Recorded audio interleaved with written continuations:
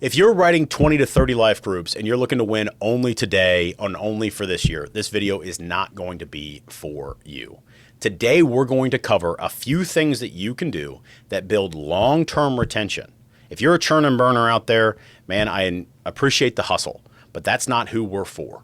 We are for the brokers who want to build a book of business that travels through time with them so they can get better, wealthier, and happier by serving the same people year over year by doing it right up front.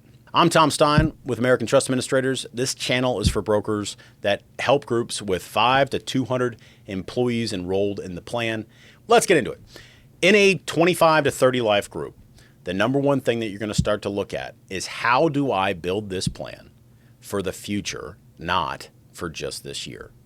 You should look at your clients as a potential 10 to 20 year client, not one for just this year. So how do we do this? Well, the number one thing that we're going to need to do is we're going to need to sit down with the client and actually build their plan, not a plan that you have for them, but their plan. Now, that's a small word game there, but it changes the perspective entirely. When you sit down with a small employer or an anchor of Main Street, they're going to say off the bat, the number one thing that they're going to want to see is rate.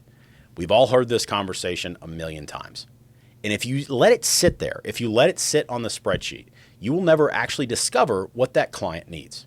So I cannot recommend to you strongly enough that you start using a rib and spine or exploratory questionnaire. People do not know what is possible because they do not know what their actual pains are. So you can use multiple different rules here. You can use the 3 whys or ask why 3 times when somebody says that that is important to them. Or you can ask more targeted questions around the solutions that you have that might be applicable for their business. Now, those situations can be different. One, do they have incredibly high turnover? Then they're going to want to enrich the benefit package or enrich the engagement so that they have better retention of their employees so they don't have as much training cost. 2, are financials very, very tight? Okay, maybe it is a price play. 3, are they only located in one city? Can we do a tight network or an EPO? Is this person upset with the American medical billing practices and system? Great. We might be able to encourage them to go RBP. And in doing that, you will actually discover their needs. Now, that is 3 different ways or 4 different ways that different client situations result in different plan designs. This is your job as the consultant to discover their actual needs. Now, there's a deeper benefit here as well, actually 2. And I'm sure there's probably more, but 2 big ones. 1, when you are discovering their needs, you are doing something that very few other brokers are doing for your client. You're sitting there and actually discovering with them because most renewals are assumed whenever something is built. It's perpetuated. It's the inertia of the plan. And people forget why it was actually designed that way. What you can do is offer a consultative service and explore what the actual needs are. So you're not paying for things they don't need. You're not building things that don't serve them. You're creating a plan for them. And the number 2 benefit is, man, it's enjoyable. People love to talk about their company, especially business owners. This is like a family member to them. You get to see people light up. And there's nothing more beautiful than a fun conversation and seeing the humanity in people, especially in our business, because our business tends to be very cerebral.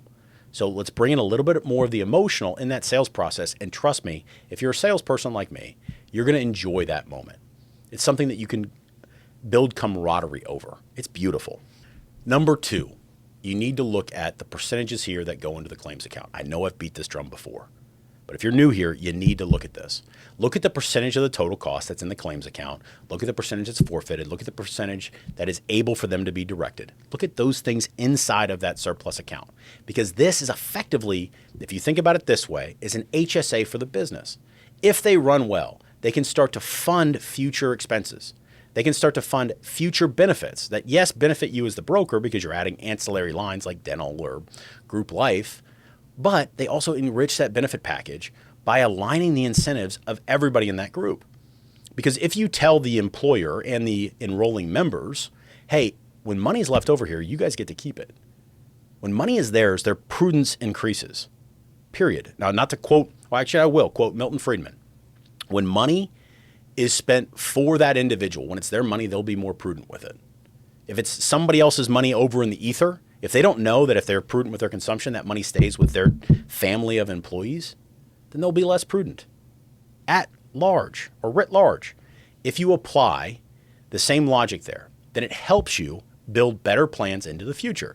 Because if you have hundreds of thousands of dollars in surplus for a smaller employer, and yes, that happens very commonly around here, you can start to do cool things like HRAs, like pre-funding lasers, so that you are actually able to manage the risk as the group itself.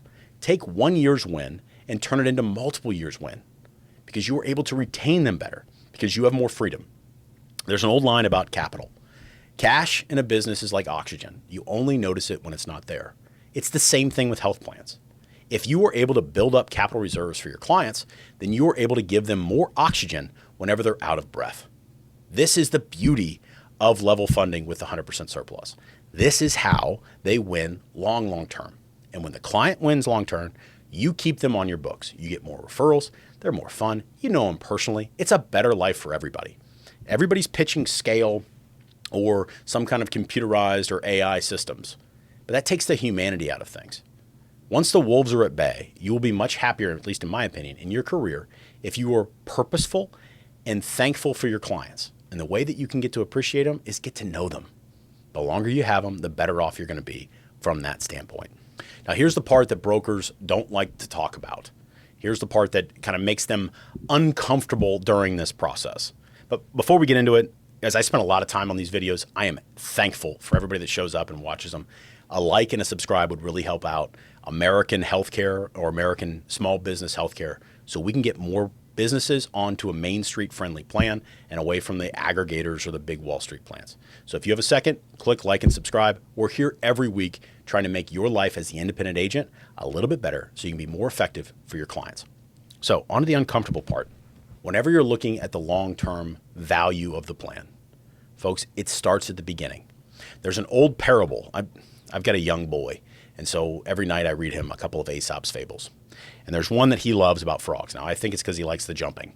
But with frogs, there are two frogs who are in a marsh. And they leave the marsh, and they're hopping along. And one of them sees a deep, cool well. It has high walls on it and a lot of pooling water in the bottom. And that frog says to the older frog, let's jump into that well. And the older frog says, how would we get out? So you have to build your plans.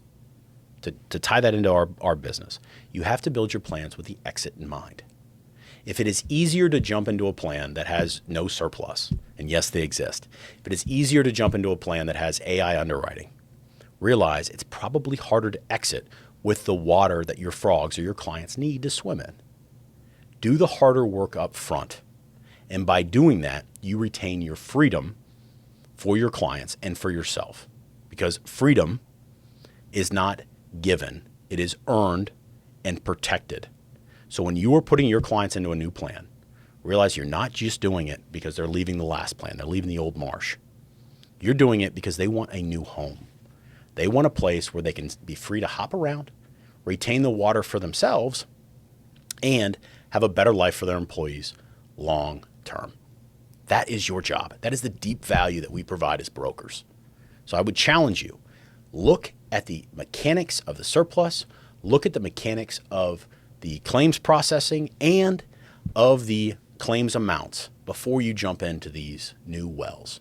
Because sometimes the walls are so steep that your frogs will be trapped, and therefore you trap them, and they will be upset with you, and your retention as an independent broker will go down.